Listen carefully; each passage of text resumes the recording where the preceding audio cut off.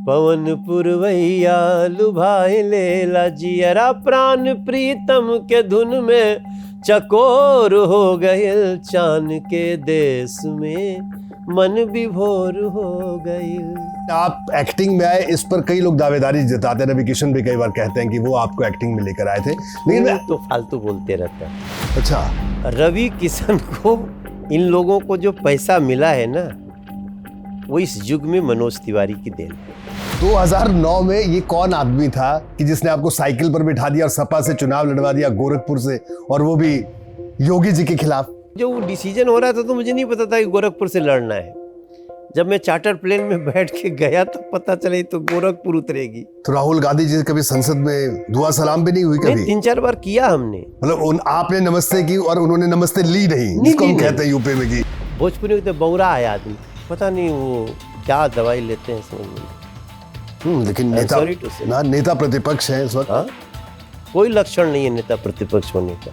आपको बीजेपी ने अध्यक्ष भी बना दिया, यानी आप संगठन में भी आपने काम किया और इलेक्टोरल पॉलिटिक्स में इतना लंबा अरसा आप रहे, तो मतलब जब इतना प्रोफाइल आदमी का हो जाता है, क्या आपको नहीं लगता कि मुख्यमंत्री का फेस मनोज तिवारी भी हो सकते थे? नमस्कार, जिंदाबाद में आपका स्वागत है। मैं रोहित सावल और इस वक्त हमारे साथ मौजूद हैं दिल्ली में भारतीय जनता पार्टी के तीसरी बार के सांसद, भोजपुरी फिल्मों के सुपरस्टार और शानदार गायक जिनके कई गाने सुपर डुपर हिट रहे हैं। हमारे साथ मनोज तिवारी साहब मौजूद हैं। मनोज जी, आपका स्वागत है जिंदाबाद में। थैंक यू रोहित भाई। जिंदाबाद बड़ा अच्छा लग रहा है जी। हाँ, जिंदाबाद बहुत किए ना, हमको लगता है जो भी अब जिंदाबाद की बारी है। जिंदाबाद है, क्योंकि देखिए जिंदाबाद ये देश के युवाओं का, यूथ का, जेनजी का एक प्लेटफॉर्म है। तो मनोज भाई, शुरुआत तो इसी बात से करते हैं। अभी हम देख रहे हैं आजकल आप मेट्रो से सफर कर रहे हैं लगातार, रिक्शा से आप जा रहे हैं मेट्रो स्टेशन तक, मेट्रो से सफर कर रहे हैं, पूरा काफिला आपने छोड़ दिया। तो ये सिलसिला कब तक जारी रहेगा? प्रधानमंत्री ने जो अपील की है, ये सिर्फ फोटो ऑप है या ये लंबा चलेगा? 10-12 महीने। 10-12 महीने जी, 10-12 महीने का एक प्रिकॉशन लिया जा रहा है। देखिए, ये समस्या कोई भारत में नहीं है, समस्या है वहाँ जहाँ से भारत के लिए भी तेल आता है जी, डीजल, पेट्रोल और क्रूड ऑयल जहाँ से, तो वो युद्धरत है। क्योंकि वो हमारे हाथ में नहीं है, वहाँ का युद्ध खत्म करने के लिए भारत सरकार कोशिश कर रही है, मगर हमें अपना सावधानी रखना है जी। इसलिए थोड़ा सा बचाना है, ईंधन बचाना है। और ईंधन बचाने के लिए बेस्ट उपाय हो सकता है पब्लिक ट्रांसपोर्ट, और वो भी तब देखिए मेट्रो का जाल बिछा हुआ है। अभी तो हमने मेट्रो का रिंग रोड बना दिया दिल्ली में जी। पूरे देश में ट्रेन इलेक्ट्रिक हो चुकी है, अब डीजल की कोई भी ट्रेन नहीं है, डीजल इंजन वाली। तो ये सुविधा बन गई और अब इसका उपयोग करेंगे तो भारत भविष्य में आने वाली समस्याओं को और देशों की अपेक्षा बेहतर हम चैलेंज एक्सेप्ट करेंगे।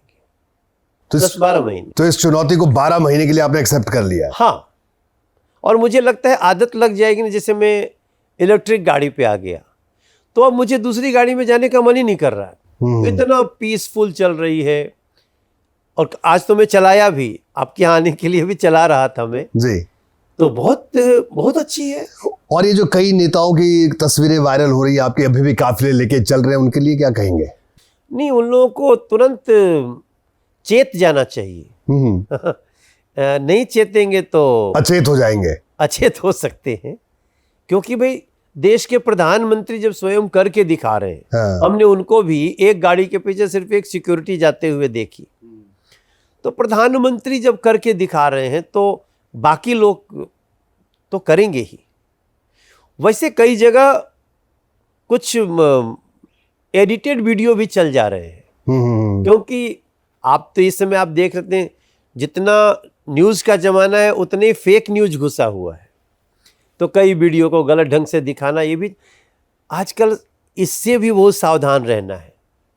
जो भी न्यूज़ सुना, देखा, पता चला तो उसकी पड़ताल जरूर करिए कि ये ट्रू है कि फेक है। ये जो आप बात बता रहे हैं मनोज भाई, आपके करीब करीब 7 गाने ऐसे हैं जो आपने गाने गाए, उसके बाद उन सब चीजों पर रोक लग गई। उनमें से लाल बत्ती पर कोई आपने गाना गाया, कानून बन गए। कानून बन गए। हाँ। तो क्या इस पर कोई गाना गा दिया था या बिना गाना गाए ही ये काम हो गया? नहीं, अब इस पे अब गा रहा हूँ। हाँ, अभी गाएंगे इस पे। नहीं, परसों दिन गाया मैंने जी। कि हम जितना ईंधन बचा रहे हैं उतनी ही गर्मी घटा रहे हैं। नरेंद्र मोदी की प्रार्थना है, नरेंद्र मोदी की प्रार्थना है, ये भी तो है अनुपम देशभक्ति। खर्चे घटेंगे, आनंद बढ़ेंगे, हम भी तो करके दिखा रहे हैं।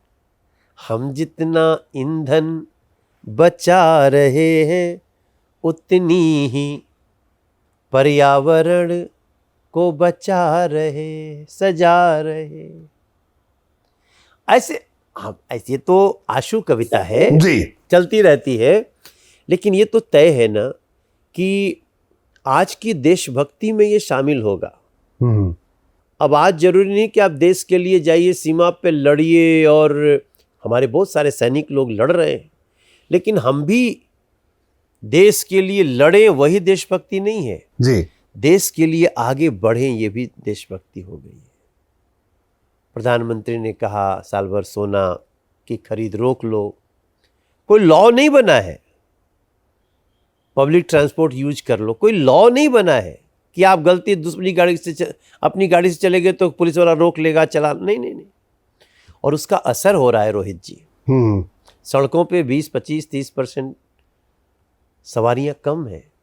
लेकिन राहुल गांधी और पूरा विपक्ष कह रहा है कि साहब ये क्या तरीका, आप हर चीज पे आप जनता पे अपील कर देते हैं, हर चीज पे जनता पे अपील कर देते हैं।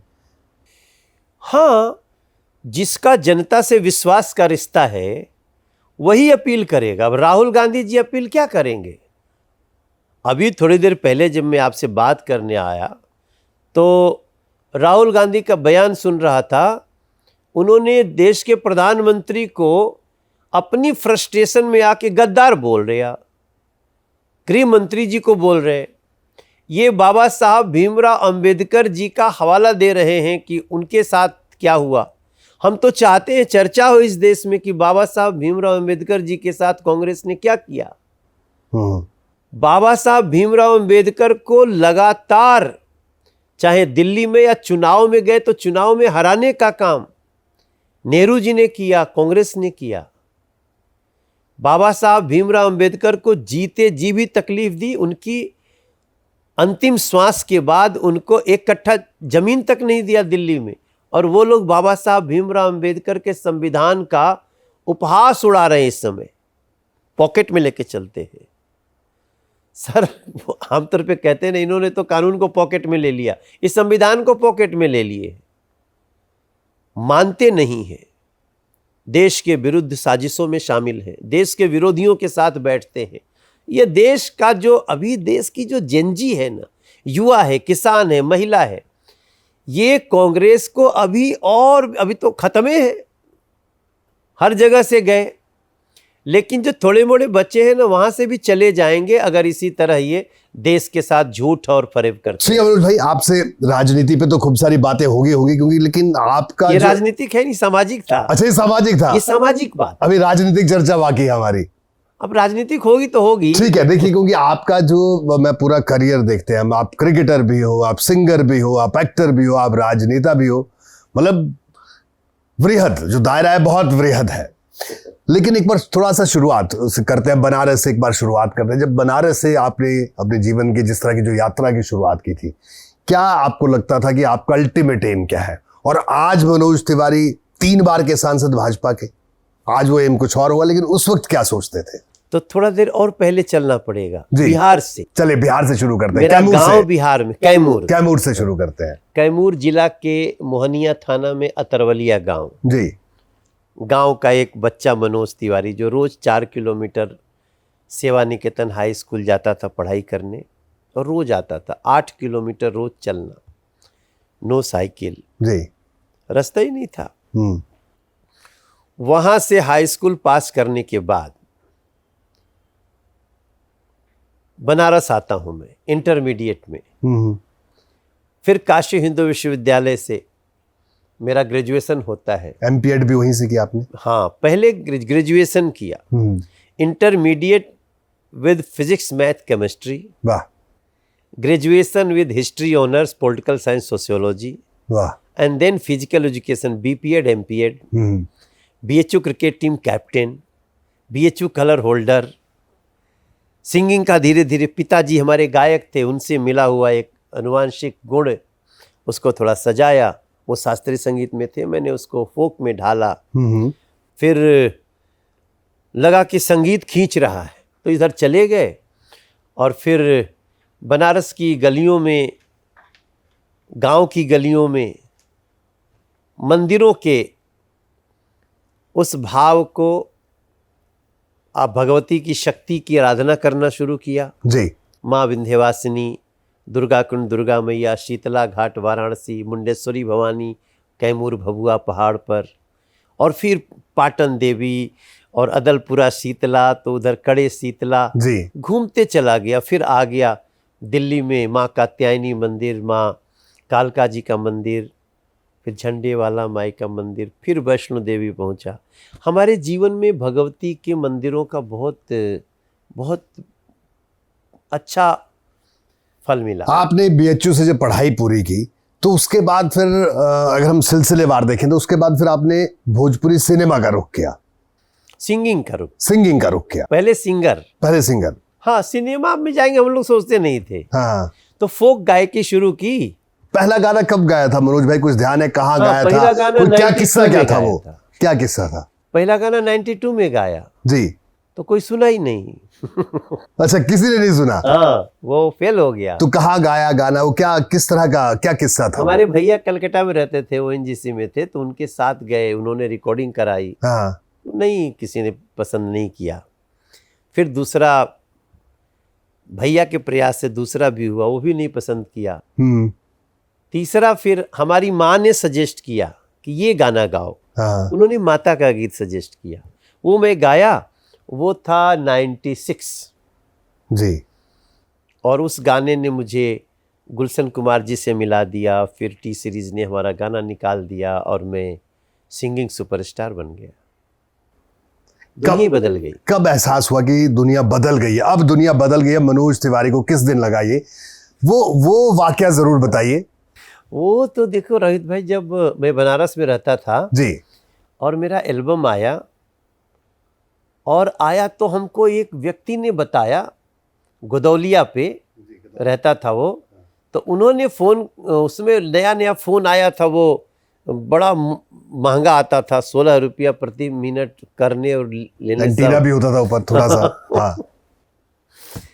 तो उन्होंने कहा कि अरे मनोज, तोहार गाना आयल हो मार्केट में, बरजत हो, बहुत बढ़िया हो। तो वो जो व्यक्ति थे ना, वो साउंड रिकॉर्डिस्ट थे। तो वो खरी खरी बोलते थे। तो उनकी बात से मुझे लगा ना यार, लगता है मैं निकल गया, मेरी किस्मत निकल गई।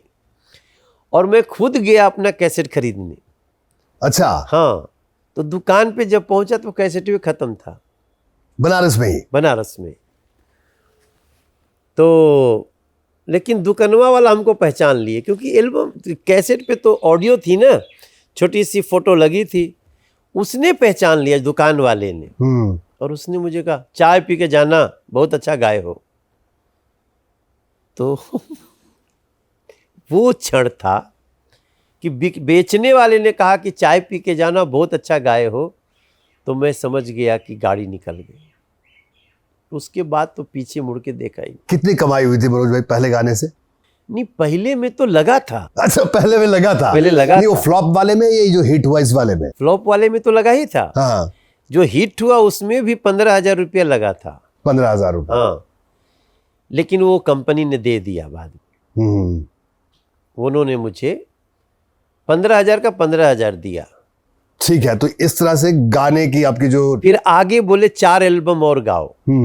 कैसेट गाते थे।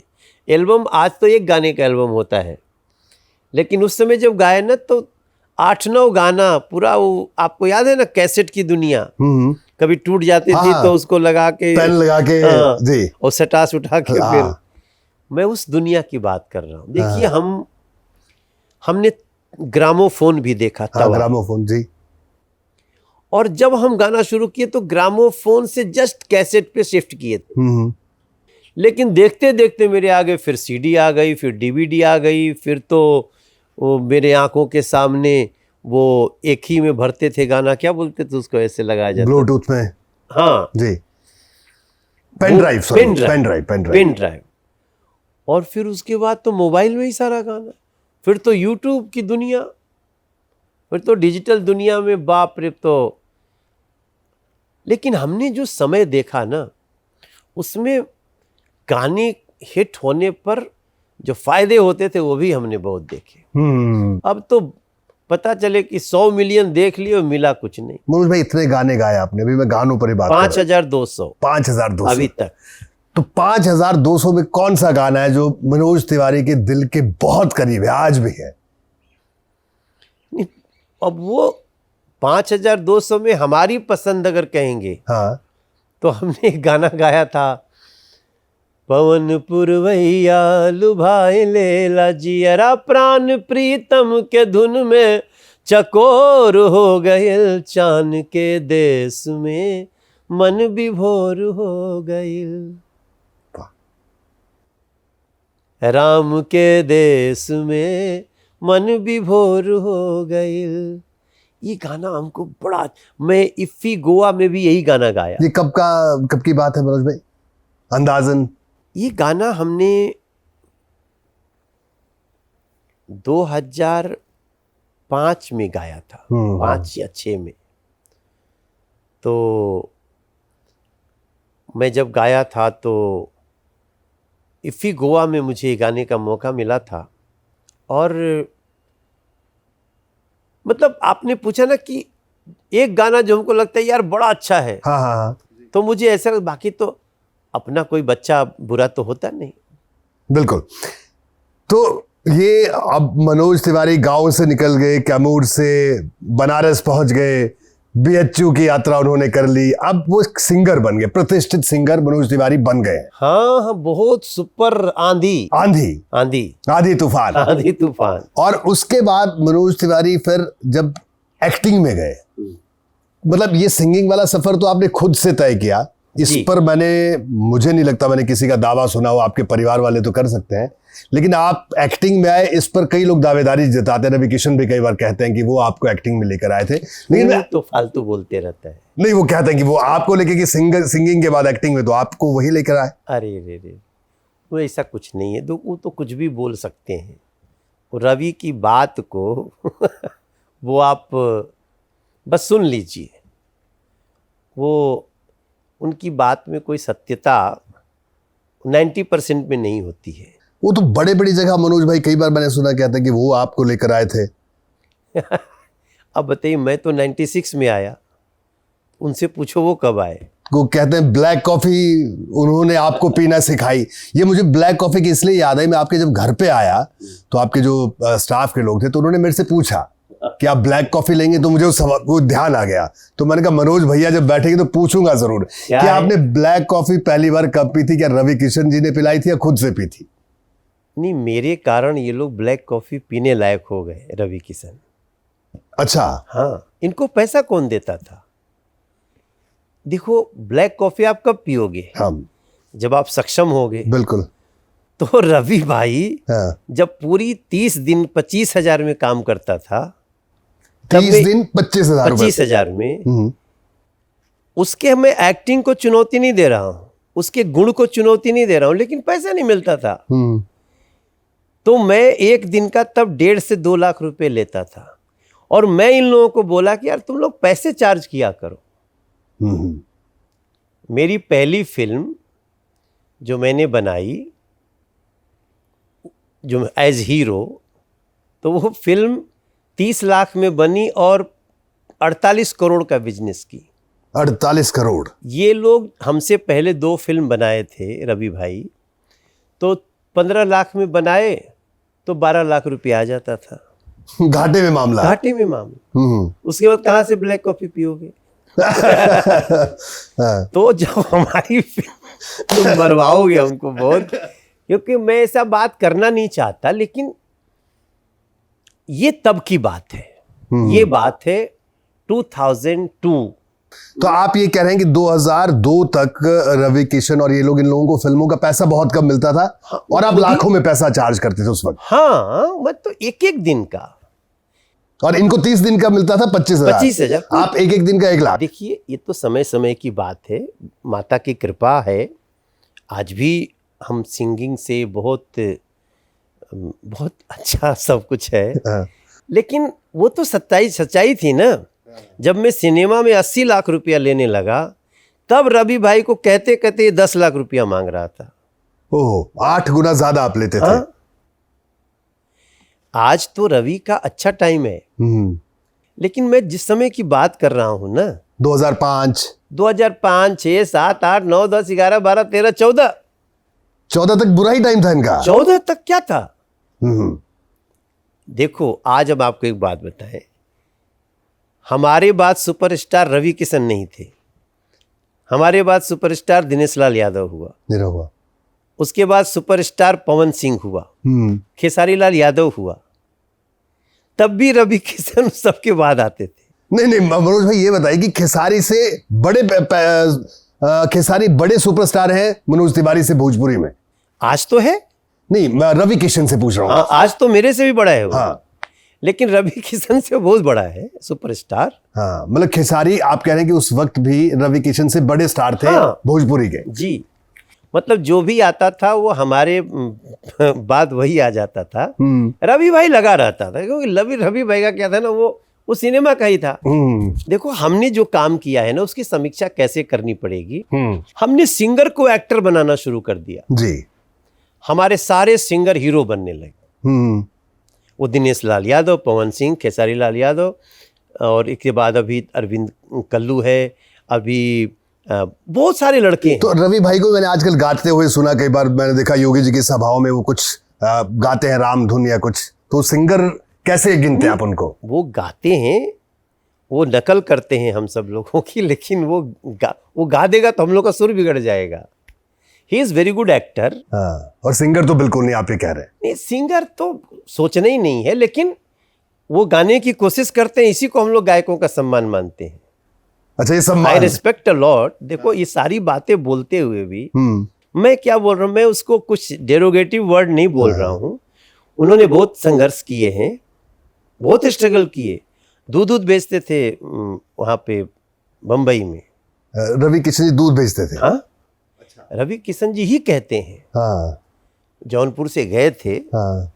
तो ये सब एक समय की बात है, मगर सुपरस्टार हमेशा सिंगर रहा सिनेमा में, भोजपुरी सिनेमा। भोजपुरी सिनेमा का सुपरस्टार हमारे युग में, हम एक तो युग था जो पहला समय था। तो 30 साल के बाद जिस सिनेमा को सुधाकर पांडे और अजय सिन्हा की फिल्म ससुरा बड़ा पैसा वाले ने खड़ा कर दिया, जिसका हीरो मनोज तिवारी था, तो उस युग में सारे सिंगर सुपरस्टार हुए। आज भी सिंगर ही सुपरस्टार है। तो आप ये कह रहे हैं कि अगर हम गिनती करें, मतलब आपके बाद की अगर गिनती करें, जैसे निरहुआ आते हैं, आपने कहा निरहुआ के बाद खेसारी, नहीं पवन सिंह। हाँ, आजकल तो पवन और खेसारी ये सबसे ऊपर है। खेसारी। तो इस फहरिस्त में रवि किशन कहाँ है? आज तो रवि का अच्छा स्थान है। हाँ, आज जब हम बात करें, उसका एक वो आया ना मामला लीगल है। हाँ, वो तो बहुत अच्छा भी नहीं, बहुत अच्छा आया। हाँ, मगर वो भोजपुरी में 7वें 8वें नंबर पे आएंगे। 8वें नंबर पे। हाँ, बाकी टीवी की जो दुनिया है, ठीक है, उसमें तो उसका स्थान अभी बना है जी, और हम बहुत खुश हैं कि बना है। देखो, रवि किशन को तो, रवि किशन क्या है ना, अब समय के साथ, एक बार बताऊं, रवि एहसान नहीं मानता किसी का। अच्छा, कभी नहीं मानेगा, उसके व्यवहार में है, वो नहीं मानेगा। लेकिन रवि किशन को, इन लोगों को जो पैसा मिला है ना, वो इस युग में मनोज तिवारी की देन है। जी। उन लोगों को हमारी बड़ी फोटो लगा के रखनी चाहिए खूब कमरे में। हाँ, ये मनोज तिवारी, इसने हमें इस युग में भोजपुरी सिनेमा को बहुत बड़ा कर दिया। तो मनोज भाई एक बात बताइए, आप इतने सीनियर हैं भोजपुरी इंडस्ट्री में, तो कभी रवि किशन जैसे बात नहीं हुई, बताया नहीं उनको कि भाई फोटो छोड़ो, दिल में तो रख लो? नहीं नहीं, हम एक्सपेक्ट ही नहीं करते, हाँ चूंकि क्या हम एक ही साथ हैं ना। जी। देखो, आप कितना भी बड़ा काम करो लेकिन जिंदा हो तो आपकी वो वैल्यू नहीं होगी, क्योंकि वर्तमान में हमसे भी कुछ त्रुटि हो सकती है, हम कुछ बोलेंगे, कहेंगे, कह ही रहे हैं ना। बिल्कुल। तो अपने से तो अपनी बात कहना ठीक नहीं है, लेकिन रवि किशन इतना उलट दिए हैं कि मुझे बोलना पड़ रहा है। अगर रवि किशन इस तरह की गड़बड़ियाँ नहीं करते, अपनी वाणी की मर्यादा रखते, तो आज हमें बोलना नहीं पड़ता। जी। तो मनोज भाई, आपने बताया कि सिंगर के बाद एक्टर का आपका जो दौर रहा सक्सेसफुल, वो पूरा करियर उस दौरान, तो उसके बाद अब आप देखिए गायक से अभिनेता बन गए, फिर अभिनेता से नेता बनने की बारी आई। मुझे लगता है साल होगा 2009 या 2009 गोरखपुर 2009 में। हाँ, हमें एक बार एक्सीडेंट हुआ था। एक्सीडेंट हुआ था। एक्सीडेंट था। तो आप ये सोचिए कि जो मनोज तिवारी, जिन्होंने बताया कि आपने बताया कि कैमूर में आप साइकिल तक नहीं थी, आप पैदल जाते थे स्कूल तक। जी। तो 2009 में ये कौन आदमी था कि जिसने आपको साइकिल पर बिठा दिया और सपा से चुनाव लड़वा दिया गोरखपुर से, और वो भी योगी जी के खिलाफ? ये क्या किस्सा था, कैसे वो? एक तो समय का सब चक्र है जी। बट अमर सिंह जी हमारे एक बड़े भाई, बहुत सम्मान के साथ, वो उनके कारण में लड़ा था। एक हमारा 3 महीने का समाजवादी पार्टी का अफेयर था, चुनाव लड़े थे हम, और लड़ भी गए थे योगी जी के खिलाफ। हाँ, मैं वही समझना चाह रहा हूँ मनोज भाई। देखिए, आप तो पूर्वांचल को, मतलब आपकी नस नस में पूर्वांचल, मैं तो ये कह सकता हूँ, और आप तो वहाँ की राजनीति को समझते हैं, फिर भी आपने इतना बड़ा रिस्क ले लिया अमर सिंह जी के कहने पर। हाँ, क्या करते, कुछ ऑप्शन नहीं था, विकल्प नहीं था। हाँ।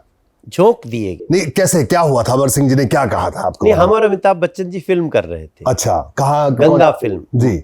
और वो उनके बहुत अच्छे दोस्त थे जी। तो वहीं सेट पे आए।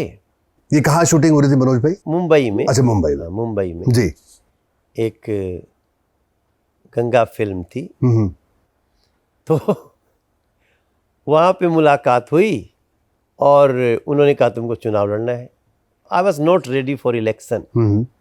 और मैं तो ABVP का 1991 से सदस्य रहा हूँ ना, वो जो काशी हिंदू विश्वविद्यालय बताया, BHU में। जी। जी। मगर वो उन्होंने प्रस्ताव रखा और मैं ना नहीं कर पाया, चाहते हुए कि ना कर दूं। लेकिन वो, और जो डिसीजन हो रहा था तो मुझे नहीं पता था कि गोरखपुर से लड़ना है। जब मैं चार्टर प्लेन में बैठ के गया तो पता चला तो गोरखपुर उतरेगी। अच्छा। हाँ, अमर सिंह जी आपको साथ ले गए? हाँ, मतलब जिस दिन संजय दत्त जी भी थे, जिस दिन शूटिंग खत्म हुई उसी दिन की बात है? संजू बाबा भी थे। अच्छा, वो भी आपके साथ? हाँ, उन्होंने भी तो चुनाव लड़ा। जी, साथ में ही थे, साथ में लड़ा था। तो बड़े वो तो मैं याद ही नहीं रखना चाहता। हाँ। अच्छा, मेरी प्रॉब्लम क्या थी कि मैं खुद भी योगी आदित्यनाथ जी का उनका प्रशंसक था, एक सांसद के नाते और गुरु गोरखनाथ जी के मंदिर के महंत के नाते, और वो हिंदुत्व सनातन के लिए जो उस समय भी विचार रखते थे जी। हम लोग उसके फैन थे। ऊपर से ABVP वाले थे, वैचारिक भी समानता थी। इसीलिए तो आज आप कोई भी मेरा ना, जब चुनाव की समीक्षा, मान लो कोई एकदम पीछा पड़ गया मनोज तिवारी के कि इसका छिद्रान्वेषण करना है, तो उसको कोई डायलॉग नहीं मिलेगा जो मैंने योगी आदित्यनाथ जी के खिलाफ डेरोगेटरी बोला हो। बल्कि एक बार बाबा मिले तो हम जाके प्रणाम किए उनको। चुनाव में बड़ी चर्चा का विषय रहा। हालांकि वो चुनाव मैंने कवर भी किया, मुझे याद है मनोज भाई। अच्छा। जी जी जी। तो पर मैं ये चाहूंगा कि जब वो आप ये चुनाव खत्म हो गए, उसके बाद योगी जी से जो पहली मीटिंग थी, पहली मुलाकात थी, वो बताइए, वो कैसी रही? नहीं, चुनाव के ठीक बाद हम उनके मंदिर गए उनसे मिलने। तब सपा में ही था? हाँ, गलती हो गई। ये कहने आज पहली बार आपको बता रहा हूँ। हुआ क्या था, पूरा बताइए ना मनोज भाई। असल में वहां पे एक ना अखबार के संपादक होते थे गोरखपुर के, तो वो बोले कि अब मनोज जी चुनाव तो जो होना तो हो ही गया, लेकिन आपको एक बार योगी जी से मिलना चाहिए। मंदिर में। बड़े महंत जी भी थे जी, तब, बड़े महंत जी थे, जिंदा बिल्कुल। थे। तो हमने कहा कि यार मैं तो खुद चाह रहा हूँ भैया। तो संपादक जी हमको भी स्नेह देते थे, उनको भी स्नेह देते थे। बेसिकली अमर उजाला के संपादक थे, मृत्युंजय नाम है उनका। जी जी जी, मृत्युंजय जी, जो सलाहकार भी मुख्यमंत्री बाद में सलाहकार बने जी। तो वो हमारे भी मित्र थे, बिहार के थे वो। और उनके गांव हम और योगी जी लगातार जाते थे हर साल। अच्छा, ये कुछ प्रोग्राम कराते थे। जी जी। तो वो भी भारी संकट में थे जब हम लोग लड़ रहे थे। अब हमको समझ में आता है। हाँ। तो उन्होंने कहा कि एक बार मिल लेना चाहिए, क्या दोबारा और कुछ गोरखपुर से आपको राजनीतिक कुछ इच्छा है? हमने कहा भूत भविष्य में दूर दूर तक नहीं। हाँ। तो उनकी कुछ बातें हमारी शायद उनको अच्छी लगी, उन्होंने जोगी जी को बताई होगी, तो जोगी जी ने समय दिया। हाँ। और हम लोग गए मंदिर, उसमें बड़े महंत जी थे।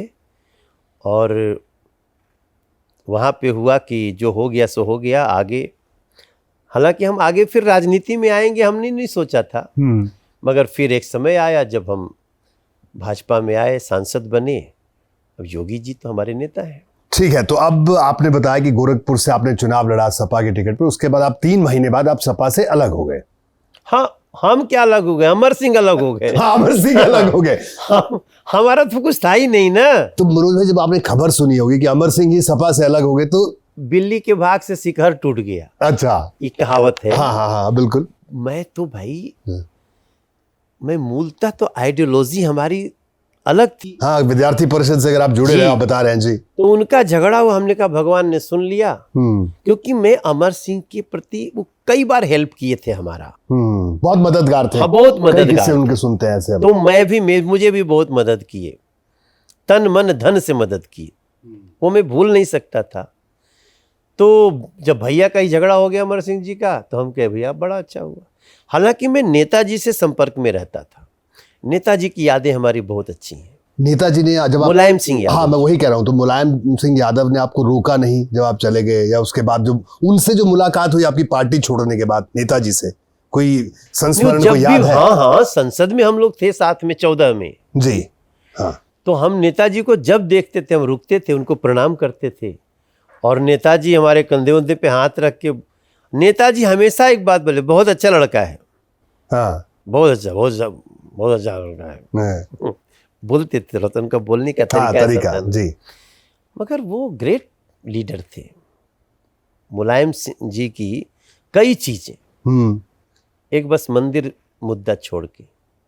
कोई याद आपको मुलायम सिंह यादव का, उनके साथ कुछ बिताया हुआ पल, कोई किस्सा? कई है, कई बार हम लोग एक ही फ्लाइट में चार्टर्ड में कई जगह से कहाँ गए। तो कहीं से आ रहे हैं तो उनको लखनऊ छोड़ के फिर हमको छोड़ने आ रही। वो तो अमर सिंह जी के कारण वो दुनिया ऐसी लगती थी ना, लगता था कि हम ही लोग देश चला रहे हैं। हाँ, लेकिन मनोज भाई सच में गजब दौर था वो भाई। वो टीवी पर दिखते थे अमर सिंह, लोटियंस में दिखते थे अमर सिंह, बड़ी बड़ी रैलियों में अमर सिंह, मुंबई की पार्टियों में अमर सिंह, जहां देखे अमर सिंह ही दिखते थे। बहुत इन्फ्लुएंशियल व्यक्ति थे। और कई चीज, उनकी जो मददगार वाली छवि थी ना, वो उनको राजनीति में बहुत बड़ा कर देती थी जी। तो वो एक समय था। अब अखिलेश जी अगर अपने नेताजी को सच में फॉलो करते ना, तो ये हालत नहीं होती। तो आपको लगता है कि अखिलेश जी नहीं फॉलो कर रहे नेताजी को? ना, कहीं नहीं। तो आपकी मित्रता तो होगी अखिलेश यादव जी से अभी भी? मित्रता तो है ही। हाँ, हमारी किसी पार्टी में किसी व्यक्ति से, राहुल गांधी को छोड़ के, अच्छा, किसी से ऐसा नहीं है कि टॉकिंग टर्म्स नहीं हो, केवल राहुल गांधी से और अभिषेक बनर्जी से नहीं। तो राहुल गांधी जी से कभी संसद में दुआ सलाम भी नहीं हुई कभी? 3-4 बार किया हमने। अच्छा, उन्होंने? हाँ, वो थोड़ा सा अजीब सा, वो थोड़ा बॉडम टाइप का बिहेवियर करते हैं।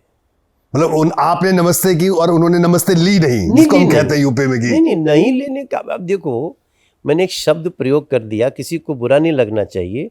बॉडम मतलब भोजपुरी में तो बौरा है आदमी, उसको पता नहीं कि उसमें जो कब क्या कह रहे हैं, इसका क्या मतलब है, किसने नमस्ते किया, रुकना चाहिए। जैसे यहाँ तक कि वो खड़गे साहब रुक जाते हैं, बातचीत करते हैं, लेकिन ही नेवर रिप्लाइड। वो अजीब सा कुछ पता नहीं वो क्या दवाई लेते हैं, समझ में नहीं। लेकिन I'm नेता sorry to say. नेता प्रतिपक्ष है इस वक्त। हाँ, कोई लक्षण नहीं है नेता प्रतिपक्ष होने का। वो नेता प्रतिपक्ष कांग्रेस की पूरी नैया डुबाने के लिए है। नहीं, लेकिन अभी कुछ दिनों से क्या, अभी पिछले काफी अरसे से तो संघर्ष करते हुए दिख रहे हैं मनोज भाई। राहुल गांधी संघर्ष तो शतक बना चुके हैं चुनाव हारने का। कितना संघर्ष, को इतना संघर्ष करके पार्टी ले डूबे। हमें बात कहने, कांग्रेस के अंदर हमारी बहुत लोगों से दोस्ती है और मैं तो बहुत सॉफ्ट लीडर हूं। मैं सांसद जो हूं जी, मैं बड़ा सॉफ्ट उदार माना जाता हूं, और तब मैं मुझे दुख, मैं पूरे देश में बता रहा हूं। मेरी वृंदा करात से बात हो जाती है, अच्छी से मिले तो ठीक से बात करते हैं भाई। वाह क्या बात है। तो मैं अभी हम लोग अखिलेश यादव की बात कर रहे थे, क्या लग रहा है आपको 2027 के चुनाव में? अभी देखिए लोकसभा का चुनाव हुआ, समाजवादी पार्टी ने यूपी में बहुत अच्छा प्रदर्शन किया। 27 के चुनाव में आपको क्या लगता है कितनी बड़ी चुनौती अखिलेश यादव होने वाले हैं? अब उनका देखो, वो चुनौती बन रहे थे, लेकिन पश्चिम बंगाल में टीएमसी का सपोर्ट करने के बाद वो अपने को उन्होंने शेष कर लिया। अब उनका ना देखो, पश्चिम बंगाल में बहन बेटियों को जैसे रौंदा गया है, घर से उठाया गया है। थाने में पिता, बेटी का पिता सिर्फ इतनी प्रार्थना कर रहे कि 5 दिन में बेटी आ जाएगी ना मेरी। उस पार्टी को जाके आप सपोर्ट करते हैं, तो उत्तर प्रदेश तो बहुत जागरूक प्रदेश है रोहित भाई। बहुत नुकसान कर लिया है। वो चुनौती थे, मगर आज नहीं, लेकिन लोकसभा चुनाव के जो आंकड़े हैं वो तो बीजेपी के लिए बड़ा उसी के आधार पे कह रहा हूं, थे बने थे। लेकिन अभी 6 महीने का वक्त है, दोबारा से वो जमीन पर उतर रहे हैं। वो कह रहे हैं कि उनकी संगठन भी जमीन पर उतर रहा है। नहीं, वो तो देखिए भारतीय जनता पार्टी की एक बड़ी खूबसूरती है, हम अंतिम दिन तक चुनाव लड़ते हैं। हमारे नरेंद्र मोदी जी का, हमारे नेता अमित शाह जी का, हमारे अध्यक्ष नितिन नवीन जी का, ये जो लोग हैं ना, राजनाथ सिंह जी और नितिन गडकरी, जो हमारी शीर्ष नेतृत्व है, ये अंतिम पल तक चुनाव लड़ती है। इसलिए हम चुनौती तो मानते हैं। समाजवादी पार्टी और अखिलेश यादव को चुनौती मानते हैं। हाँ, चुनौती मानते हैं। अंतिम, जब तक वोट पड़ के, जब तक लोग न चले जाएं, तब तक हम चुनौती मानते हैं। और हम बहुत सीरियस, भारतीय जनता पार्टी बहुत गंभीरता से चुनाव लड़ती है। हम किसी भी लड़ाई को एकदम एक तरफा नहीं मानते हैं, मगर हम अपने कर्मों से लोगों का दिल जीतने में बहुत आगे हैं। ऐसा ठीक है। तो मनोज जी, सपा वाला मैंने आपसे, जो सपा का दौर था आपकी लाइफ में, एक छोटा सा जो कालखंड था, कालखंड भी नहीं कहेंगे, छोटा सा एक वक्त था, वो उसका जिक्र आपने किया। जान नहीं छोड़ता है। जान नहीं ये सवाल कोई जब पूछते हैं तो कई बार आपको भी लगता होगा भाई कब तक पूछोगे सवाल। मैं सोचता हूँ कोई यूट्यूब पे ऐसा सिस्टम नहीं है कि डिलीट मार दिया जाए उतना, वो 3 महीने लेकिन वो डिलीट नहीं होना चाहिए, क्योंकि उसमें नेताजी जैसे व्यक्ति से बहुत कुछ सीखने को ही मिला। नेताजी से, बिल्कुल। उसके बाद जब दिल्ली में भारतीय जनता पार्टी में आए, क्योंकि उस वक्त का मुझे भी ध्यान में सारी चीजें, मैं भी कवर करता था, ये पूरा पॉलिटिक्स उस वक्त कवर कर रहा था उस वक्त भी। तो ये एकदम ऐसी चर्चा थी मनोज भाई कि आप कांग्रेस ज्वाइन करने वाले हैं, और हम सब लोग एकदम हैरान हो गए। हमने आपको देखा गडकरी जी के साथ, और आपने बीजेपी ज्वाइन कर ली। क्या ऐसा कुछ था कि आप कांग्रेस से भी ऑफर था उस वक्त आपके पास? ऑफर तो था, और शीला जी से, शीला दीक्षित जी ने मुझे बुलाया था मिलने के लिए। ये 2013 की बात है जी, जो 2013 का चुनाव आने वाला था जी। तो शीला जी ने बुलाया आपको? बुलाया था उन्होंने, चाय भी पिए हम। तो क्या बोला? शीला जी का बड़ा सम्मान करते थे, आज भी मेरे मन में बहुत सम्मान है। और आपने उन्हीं को चुनाव हरा दिया? उनको नहीं हराया, कांग्रेस को हराया जी। तो क्या हुआ शीला दीक्षित जी? हारने वाली महिला नहीं थी जी। क्या बात की थी उन्होंने? जंबीले थे, बहुत जीवन भर याद रहने वाली बात। एक तो उन्होंने अरविंद केजरीवाल की जो गाली गलौज और मिथ्या आरोप वाली राजनीति थी, उससे वो बहुत दुखी थी, बहुत पेन में थी, दर्द में थी। और उन्होंने, जब मैं उनसे गया, चुनाव का रिजल्ट ऑलमोस्ट आ चुका था, तो सेम लाइन उन्होंने पूछा था कि कितने वोट से हराए मुझको। अच्छा, यही लाइन थी, मनोज कितने वोट से हराए हमको। तो मैंने तब भी कहा था कि शीला दीक्षित को कोई नहीं हरा सकता, माँ शब्द बोला था मैंने। ये कांग्रेस की हार है। और हम 45 मिनट उनके साथ कॉफ़ी पिए, बैठे। यानी चुनाव हारने के बाद शीला दीक्षित के साथ आप उनके घर मिलने गए थे? हाँ, मैं खुद गया। हाँ, क्योंकि वो रिस्पेक्ट था। हाँ, बहुत बड़ा व्यक्तित्व था उनका भी, इसमें कोई तो शक नहीं। इसी रिस्पेक्ट में मैं चाय पीने भी गया था। और मैं जो हूं ना रोहित भाई, मैं वही हूं। मैं, मेरे लिए, हमको, मनोज तिवारी मृदुल बने रहना बहुत आवश्यक है। हम किसी को भी डेरोगेटरी नहीं बोलना, बिलो द बेल्ट नहीं बोलना चाहते, नहीं बोल सकते हैं जी। हम उसके किए गए कार्यों के आधार पे ही बात करें। ठीक है, तो ये आपने बताया अपना जब भारतीय जनता पार्टी में आप आए, लेकिन उस वक्त नितिन गडकरी उस वक्त अध्यक्ष हुआ करते थे बीजेपी के। 13 में प्रभारी थे वो। प्रभारी थे जी। हाँ। तो आपने अध्यक्ष तो राजनाथ सिंह जी थे। और हम पार्टी में नरेंद्र मोदी जी से मुलाकात के बाद आए थे। अच्छा। 2012 में हम लोगों ने बिहार शताब्दी समारोह सूरत में बनाया था। और जो 2009 में मेरा मन टूटा था ना, वो वापस राजनीति में आया तो नरेंद्र मोदी जी के कारण। उनके कार्य, गुजरात मॉडल, वो जो जगह जगह उनके बारे में हम पढ़ते थे, सुनते थे, उसने हमें राजनीति में आने के लिए कि नहीं, इस व्यक्ति को आगे निकलना चाहिए और हम लोगों को प्रयास करना चाहिए। मनोज भाई, उसके बाद आपने चुनाव लड़ा, आप चुनाव जीत गए और तीसरी बार के आप सांसद हैं भारतीय जनता पार्टी की दिल्ली की लीडरशिप में। संभवतः जो मुझे ध्यान में आ रहा है, आप शायद पहला हूं, पहले व्यक्ति तीसरी जगह से तीसरी बार आप चुनाव जीते। फुल टर्म जी, पूरा टर्म। और आपको बीजेपी ने अध्यक्ष भी बना दिया, यानी आप संगठन में भी आपने काम किया और इलेक्टोरल पॉलिटिक्स में इतना लंबा अरसा आप रहे। तो मतलब जब इतना प्रोफाइल आदमी का हो जाता है, तो जब दिल्ली में संघर्ष भी आपने किया, अरविंद केजरीवाल से दो हाथ करने की बारी थी, तो मनोज तिवारी के बयान हो, चाहे सड़क की बात हो, टेलीविजन की बात हो, हर मोर्चे पर आपको लड़ते देखा। लेकिन जब पार्टी ने फैसला लिया कि आपको नहीं लगता कि मुख्यमंत्री का फेस मनोज तिवारी भी हो सकते थे? बहुत अच्छी मुख्यमंत्री हैं इस समय। हाँ। रेखा गुप्ता जी, वो हमारी बहन, उनमें हम सभी हैं जी। मैं तो पूरी तरह से आपको बता रहा हूं कि Rekha ji is doing very good.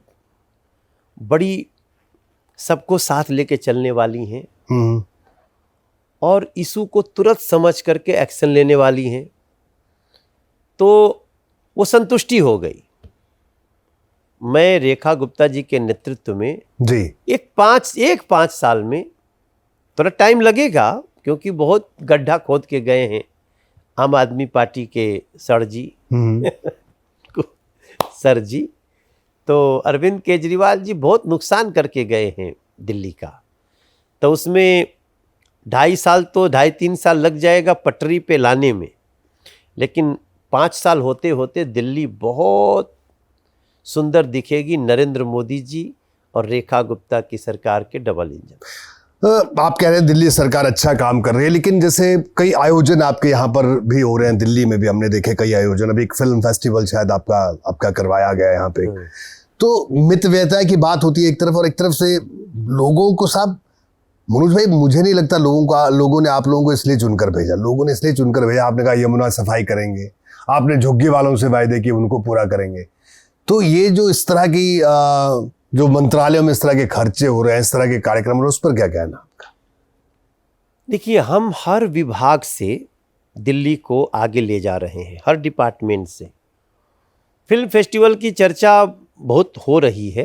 ये कपिल मिश्रा जी का विभाग, हाँ उन्हीं का विभाग, संस्कृति मंत्रालय। जी जी जी जी।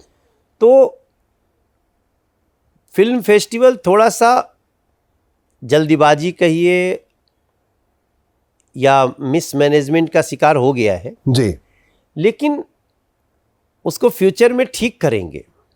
हमारी नीयत अच्छा करने की है तो उसको करेंगे। और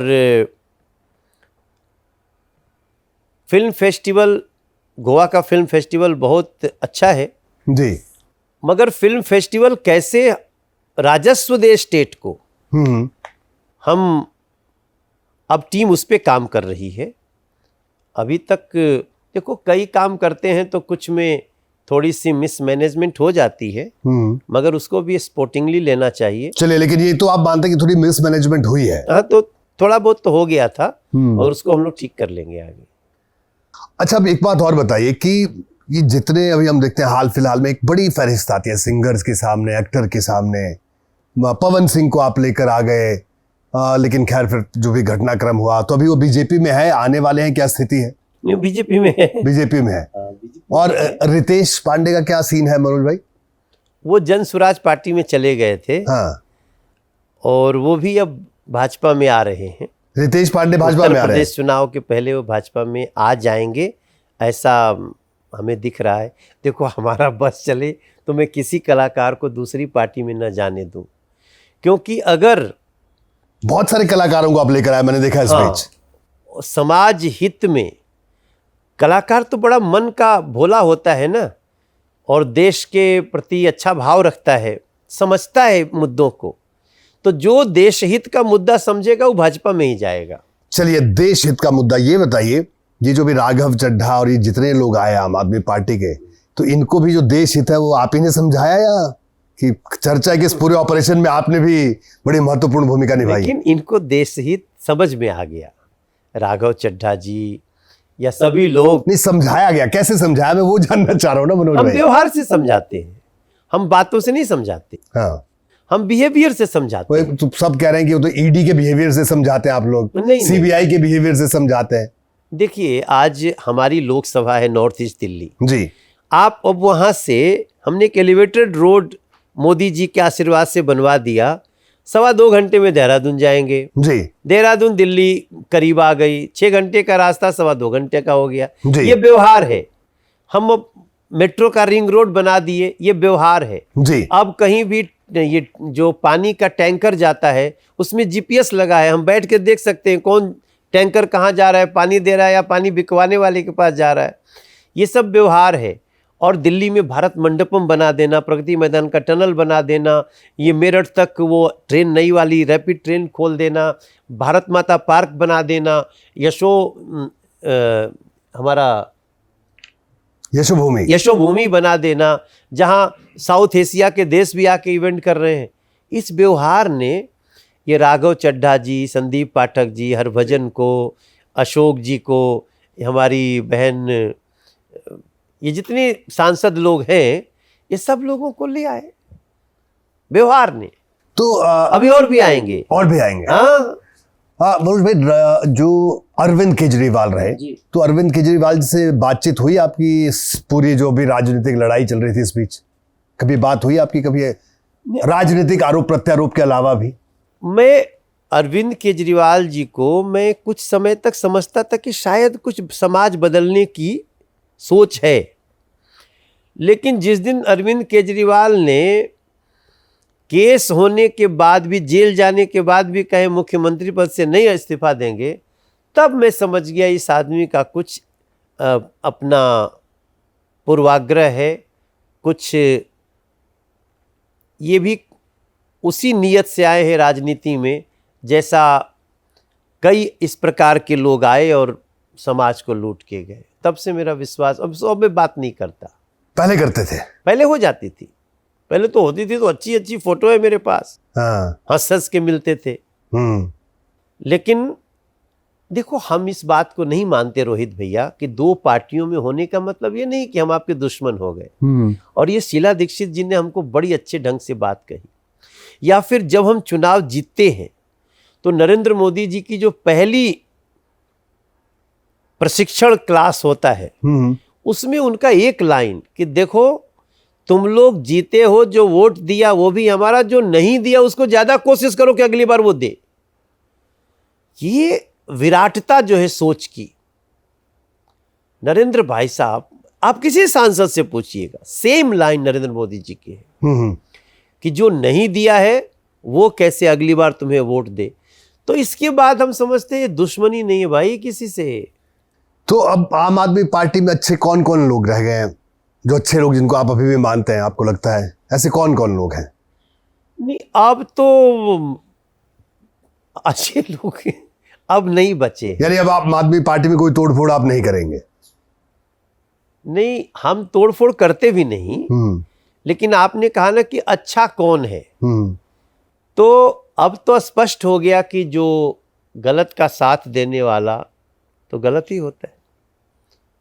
तो अब कुछ पंजाब में क्या लग रहा है आपको? पंजाब में आम आदमी पार्टी की सरकार है और वहां से मुख्यमंत्री से लेके सब लोग, मुख्यमंत्री भी उसी इंडस्ट्री से आते हैं, मतलब वो भी रहे इस इंडस्ट्री में, मनोरंजन इंडस्ट्री का हिस्सा रहे हैं, तो वो हमेशा कहते हैं कि अब परेशान कर रही है केंद्र सरकार उन लोगों को।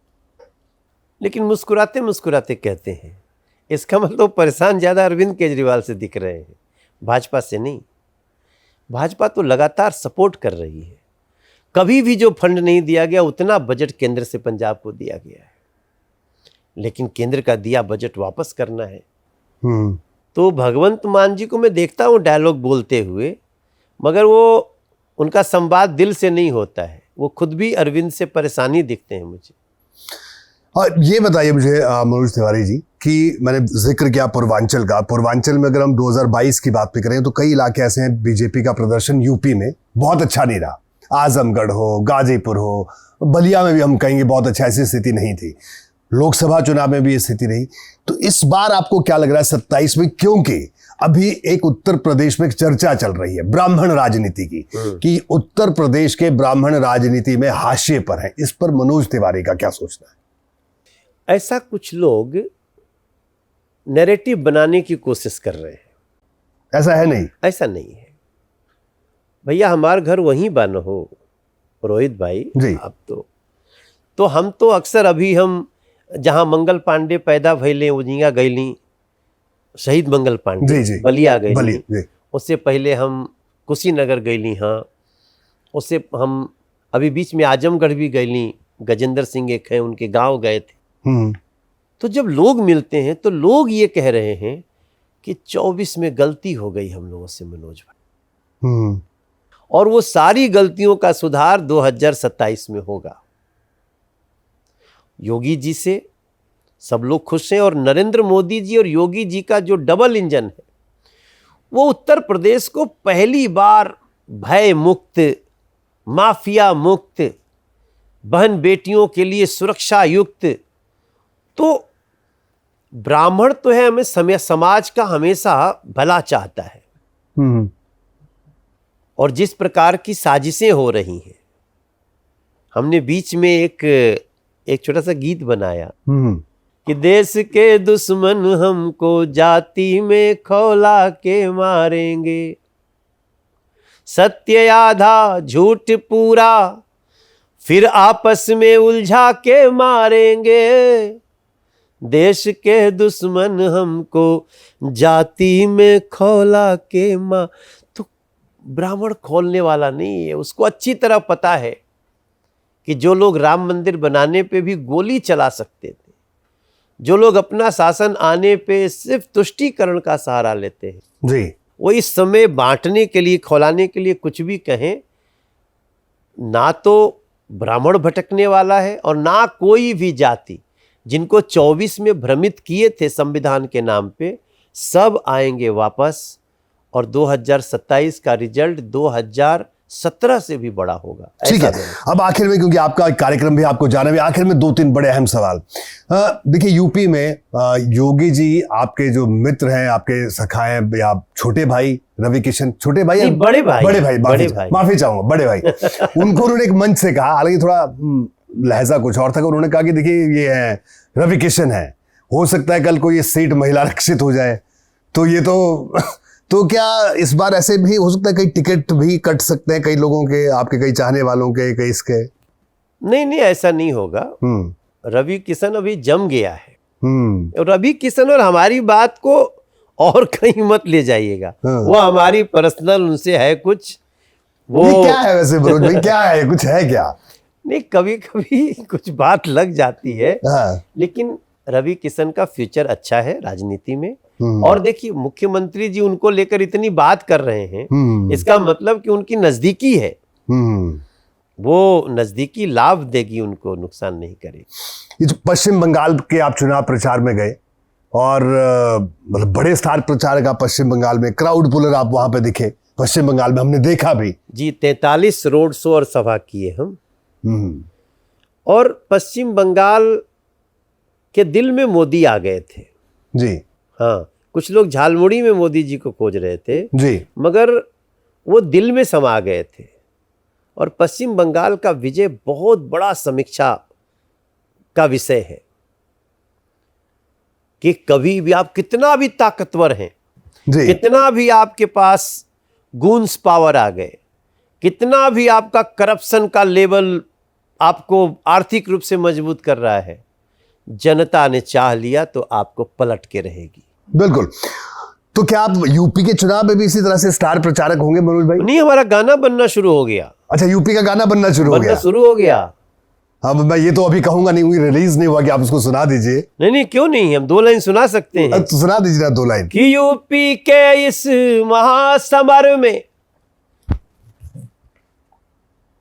लोकतंत्र की बारी है, जनमत मांगन चले हैं मोदी, योगी की तैयारी है। और ये गा रहा मनोज तिवारी है। वाह, तो आपने तैयारी शुरू कर दी है, यानी अपने लिहाज से, यानी गाने के लिहाज से भी और जमीन पर भी।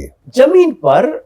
और देखिए बीजेपी दिलों से जोड़ करके लोगों को चलती है और हमारी तैयारी 5 साल चलती है और अंतिम पल तक दम बटन दब के लास्ट में 6 बजे बंद न हो जाए तब तक वो हमारी। आपने पश्चिम बंगाल में भी भविष्यवाणी की, मैं आपका बयान सुन रहा था कि आपने कहा था 199 सीट या कुछ ऐसा आपने कहा। हमने कहा था 200 भी टच हो जाए तो आश्चर्य मत करिए। हाँ, उसके पहले एक और आपका वीडियो वायरल हुआ, बिहार में आपने सम्राट चौधरी के नाम की भविष्यवाणी कर दी थी और सम्राट चौधरी मुख्यमंत्री वहां के बन गए।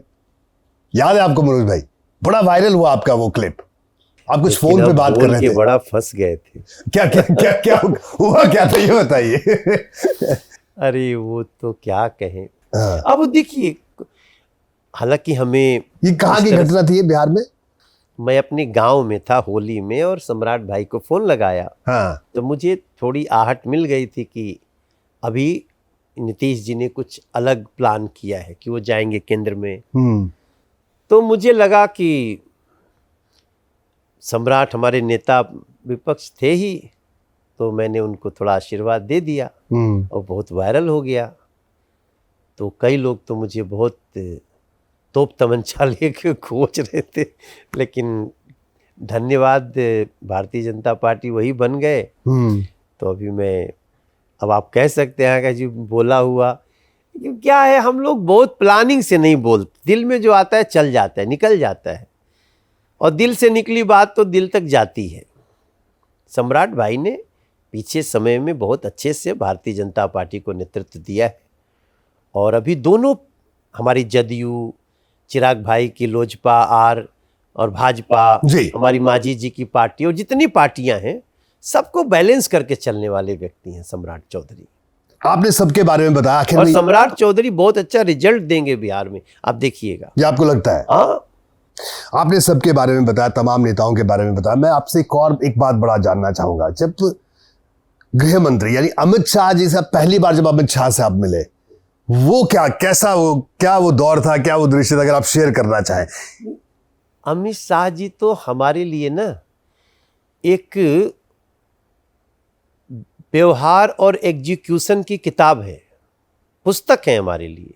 वो जैसे एग्जीक्यूट करते हैं, जो मेहनत करते हैं, आप सोच सकते हैं कि गृह मंत्री जो व्यक्ति हो वो 2 बजे 3 बजे रात तक प्लानिंग में बैठते हो जी, 3 बजे रात तक, 4 बजे रात तक क्लास भी ले लेते हैं। उसको अच्छा वाला क्लास कहिए, क्लास तो थोड़ा सा निगेटिव भी कभी कभी हो जाता है। हाँ। मगर he always takes good class जी, गुड ट्रेनिंग। और हम लोग जब प्रचार करके आए हैं, अगर कोई अधिकारी बैठ गया उनके सामने तो उसमें उसको 5-6 चीज़ मिल जाएगी जो इस चुनाव में बहुत इम्पोर्टेंट है। क्या बात करनी है, कौन सा मुद्दा आपको हाईलाइट करना है, तो ये अमित शाह जी उसकी बुक है। मैं तो, और अमित शाह जी को लोग दूर से बहुत सख्त मानते हैं, बालक स्वभाव भी है उनका। अच्छा। अरे मतलब वो, हम क्या बताएं आपको, करुणा भी उतनी है। और किसी कार्यकर्ता को बोल दिए तो उसके लिए वैसे उसके योग्यता के अनुसार तो फिर उसका रास्ता निकालने वाले हैं। लेकिन हाँ, मेहनत करने वाला चाहिए उनके लिए। और नरेंद्र मोदी जी के नेतृत्व में भाजपा हर राज्य में चला जाए, आगे तमिलनाडु केरल में भी चला जाए, फिर पंजाब में भी आने की तैयारी है और आएगी। आज आपको बता दूं, पंजाब में बीजेपी आएगी रोहित भाई। लेकिन पंजाब में तो बीजेपी के संगठन की वो स्थिति नहीं है, अभी तक नहीं रही कभी भी। पश्चिम बंगाल में तो उससे भी नहीं थी। पश्चिम बंगाल जब हम लोग अभी गए थे ना जी, तो हमारे 21 में जितनी दुर्दशा हुई थी हमारे कार्यकर्ताओं की, कोई खड़ा होने को तैयार नहीं था। पंजाब भारतीय जनता पार्टी की सरकार बनेगी, एनडीए की सरकार बनेगी। ठीक है, बिल्कुल आखिरी, सच में आखिरी वाला मनोज भाई, क्योंकि आपका कार्यक्रम है, आपको जाना है। मनोज भाई, इतना कुछ हासिल कर लिया जिंदगी में, मतलब एक क्रिकेट टीम के भी आप मालिक हैं, जो Bhojpuri CCL celebrity cricket league है ना, वो उसके भी आप मालिक हैं। 3 बार के सांसद, भारतीय जनता पार्टी से, इतने बड़े सिंगर, इतने बड़े अभिनेता, अब और क्या करना बाकी रह गया अभी, आपको क्या लगता है मनोज? मैं तो बता दिया कि पंजाब, तमिलनाडु, अच्छा केरल, हाँ, वहां भाजपा को लाना है। और व्यक्तिगत तौर पर क्या लगता है कि ये अचीव करना अभी बाकी है? वैसे मैं बड़ा संतुष्ट हूं। और मुझे लगता है कि इस समय सबसे बड़ी जरूरत, सबसे बड़ी देशभक्ति, जो फेक न्यूज से, भ्रमित करने वाली बातों से, गलत ढंग से जो हमारे देश के युवाओं को, किसानों को, मीडिया के भी एक सेक्शन को जो भ्रमित करने की कोशिश है, उसके लिए सत्यता के साथ खड़ा होना इस समय की सबसे बड़ी जरूरत है जी। मैं समझता हूं कुछ लोग, अब भारत को बम गोले से नहीं हराया जा सकता, लेकिन जो इंटेलेक्चुअल टेररिस्ट हैं, जो वैचारिक आतंकवादी हैं, उनके नरेशन से कैसे देश को बचाना है, युवाओं को कैसे सतर्क रहना है, किसानों को सतर्क रहना है, व्यापारियों को, महिलाओं को, ये इस समय बहुत जरूरी है और मनोज तिवारी उसका काम करेगा। चलिए, thank you so much Manoj भाई, जिंगाबाद से बात करने के लिए। ऊपर से हनुमान जी जा रहे हैं, तो जिंगाबाद जिंदाबाद जिंदाबाद जिंगाबाद जिंदाबाद। जेनजी के लिए कोई छोटा सा संदेश? जेनजी बस सतर्क रहे जी, जेनजी विश्वास रखे एनडीए पर, मोदी जी पर, और जेनजी सतर्क रहे, किसी के बहकावे में नहीं आना है। चलिए, थैंक यू सो मच, जिंगाबाद, नमस्कार।